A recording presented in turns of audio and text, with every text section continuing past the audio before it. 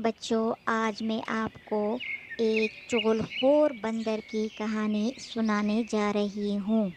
ایک دن ایک کتا جنگل میں بھٹک گیا۔ جنگل میں بھٹکنے کے بعد کتا ادھر ادھر گھوم پھر رہا تھا۔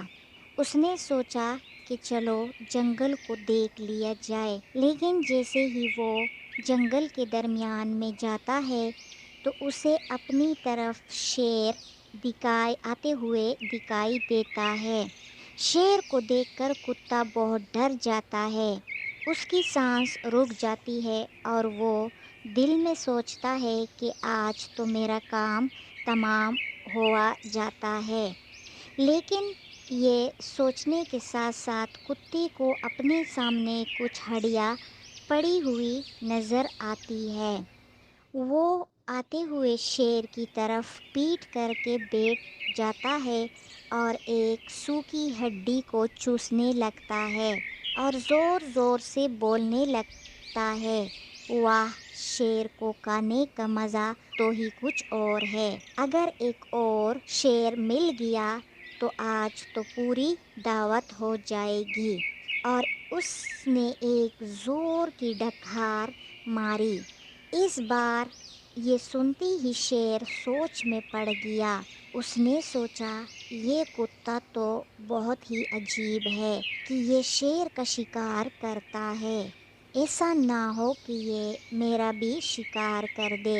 بہتری اسی میں ہے کہ میں جان بچا کر یہاں سے بھاگ جاؤں۔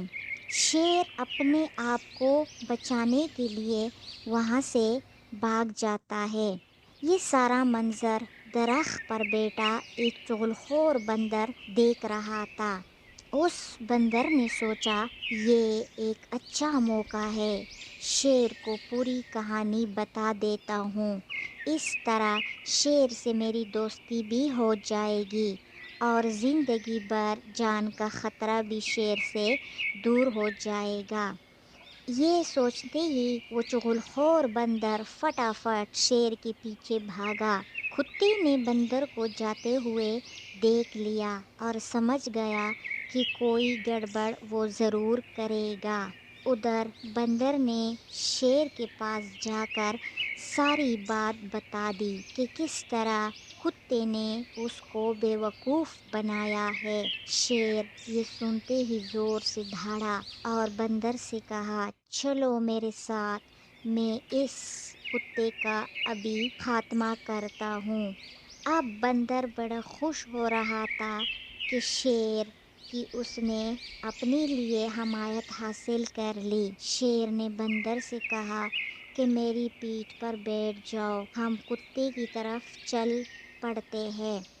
کتے نے شیر اور بندر کو جب آتے دیکھا تو اس نے ایک بار پھر سوچا کہ کس طرح خود کو بچایا جائے اور اس چغل خور بندر کو سزا دی جائے۔